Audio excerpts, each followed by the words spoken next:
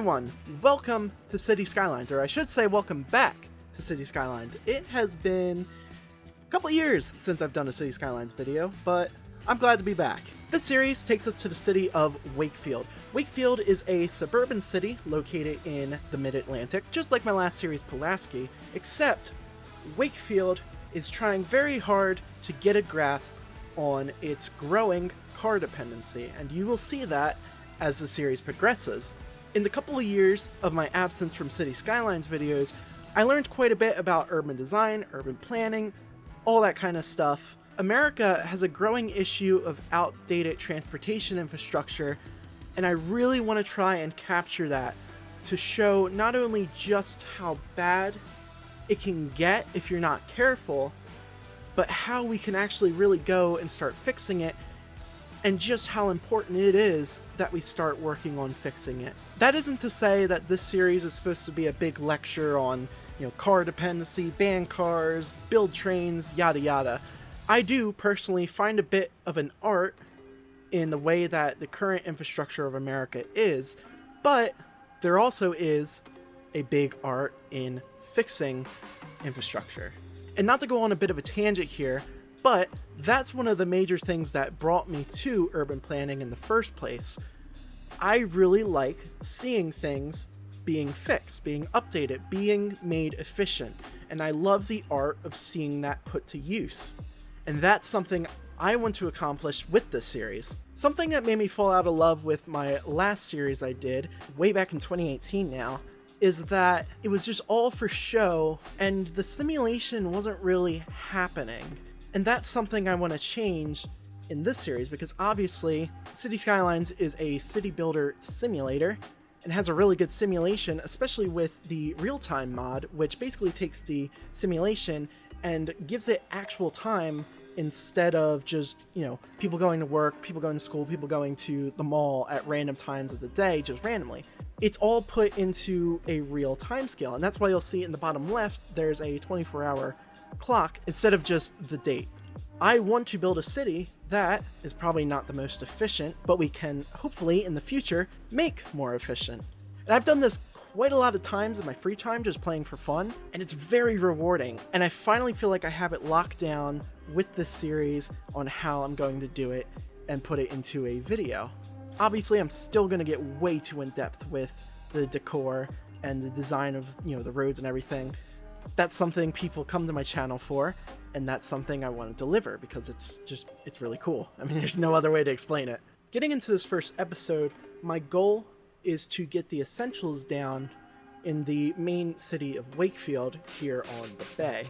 The main city of Wakefield is located about a mile or two away from the interstate on the State Road 7 corridor, and it's connected to the interstate via State Road 257. To the north of the city, there will be a small industrial complex that we'll be building later on in this episode. However, the main industry in the Wakefield area is agriculture. Obviously, as the series progresses, the goal is to fill those 2 miles to the interstate with developments. Everyone's favorite, suburban American neighborhoods. Let's address the elephant in the room. They are terrible. They are very inefficient. But because that's what America has been using for the past couple of decades, that's what I want to integrate. And I want to try and work around the inefficiency of these neighborhoods as much as I can. Obviously, this will make more sense as it's being built out, but in my head, I kind of have a general idea of how I'm going to do it. This series takes a lot of inspiration from Newcastle County in Delaware, as well as areas like Gloucester County in New Jersey and Hartford County in Maryland. The downtown itself is actually loosely based on the city of, excuse my pronunciation, Havre de Grace. Don't let anyone tell you it's pronounced Harvey de Grace, because that sounds terrible. As you can see from the satellite imagery around the town, it's pretty far off of I-95, at least a mile and a half, and surrounding it is just tons and tons of suburban development neighborhoods. It is not walkable. There is very little public transit. You have to go all the way into town to catch the Amtrak. So I'm basically taking that putting it into a game saying, how do we fix this? How do we make it better? But with that tangent aside, on screen I'm currently working on the main shopping plaza, at least one of them, right in downtown. This is where most of the shopping is going to happen, at the grocery store as well as Target, and there's a Dick's Sporting Goods, because there's going to be, hopefully in the future, a pretty decent waterfront with a lot of attractions for people to get out on the water, get out on the beach, and enjoy the bay. We'll get more into this later.